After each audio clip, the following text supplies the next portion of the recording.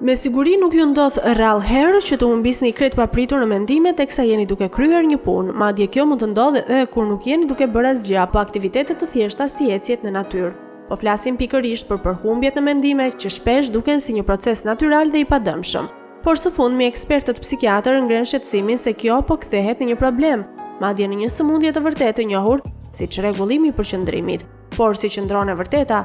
Duke qenë se janë të ngjashme dhe me sindroma apo sëmundje të tjera, komuniteti mjekësor ka ende ndarje ndërsa i përket diagnostikimit të kësaj gjendje që sëmundje me vete mendore.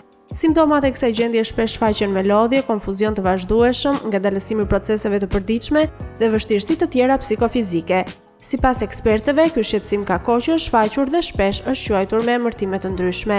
Disa prej tyre e shohin si një efekt anësor të sindromës ADHD, sëmundja e mungesës së vëmendjes dhe hiperaktivitetit, kur personat vuajnë nga hiperaktiviteti dhe interaktiviteti vazhdueshëm me të tjerët ose mjedisin përreth.